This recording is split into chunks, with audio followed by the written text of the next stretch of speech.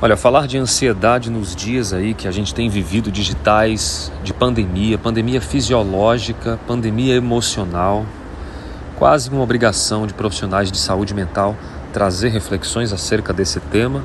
E não seria diferente aqui, insistentemente, eu trazendo informações para apaziguar um pouquinho desse transtorno que já é acometido por praticamente 5 a 8% da população. O Brasil, por exemplo, é considerado o país mais ansioso e a gente tem dados disso de estudos feitos em maio de 2019, onde a população foi exaurida por questões de mercado. Imagina isso em 2020, numa época de pandemia de coronavírus. Nós temos hoje um conceito muito interessante da doença psíquica, onde ela se alastra por várias questões do corpo. A ansiedade em especial, que na verdade reúne uma série de transtornos, uma série de manifestações, ela começa no sistema endócrino através de um pensamento. Ou seja, para você entender como a preocupação deve ser, o pensamento excessivo de preocupação futura. Isso faz com que as pessoas vivam um conceito de preocupação, onde o cérebro entende um perigo e aí entra no modo luta e fuga. O modo luta e fuga, muito conhecido para quem faz um processo terapêutico de ansiedade, é esse modo onde o corpo começa a liberar altas doses no sistema neuroendócrino, onde a adrenalina e o cortisol, eles acabam que por invadindo a corrente sanguínea, porque recebeu um comando do cérebro, ou mais precisamente das amígdalas cerebrais, de um fenômeno de fuga, de luta ou de perigo. Esse perigo que o cérebro pensa pode ser a preocupação com o carro, preocupação financeira, um relacionamento conturbado, uma preocupação de perigo. Ele pode ser real, mas ele pode ser apenas imaginário. Aí é a preocupação. E nesse podcast eu queria deixar você avisada, de que controlando o pensamento, controlando as questões que circulam, o aspecto do pensar, do cognitivo, você consegue reduzir essa sensação, geralmente de boca seca, sudorese, um arrepio no corpo, você sente aquele frio na barriga, porque você agora começa a peristaltar muito rápido, ou solta tudo, geralmente é o que acontece, e depois você prende tudo. E aí o corpo fica com aquela sensação enrijecida, a musculatura fica rígida, porque o sangue já desce, a pele fica pálida e você entrou exatamente no modo de luta e fuga. E essa sensação ela é recorrente, porque a pessoa continua pensando no problema.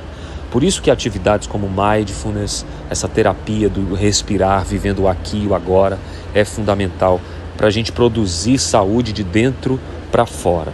Comer frutas cítricas ajuda nesse pico de ansiedade, respirar profundamente, até porque as altas doses de oxigênio são liberadas durante essa reação de luta e fuga, e uma pessoa que sofre, ela tem náuseas. Eu sinto náuseas. O que está acontecendo comigo, Alex?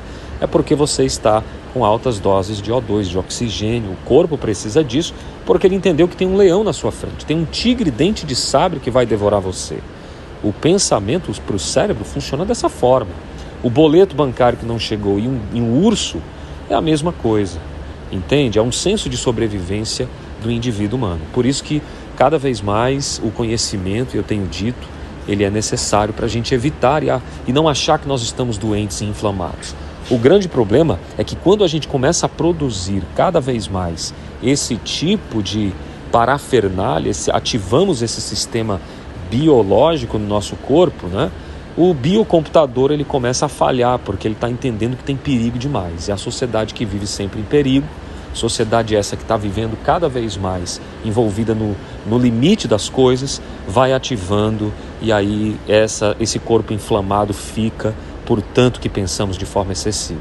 Tenha paz, alivie seu coração, seus pensamentos. A crise de ansiedade, o foco não é os sintomas. O sintoma ele está fazendo a parte dele, desde a época do Homo sapiens ele faz a parte dele. É o seu pensamento que precisa estar em harmonia com o seu corpo.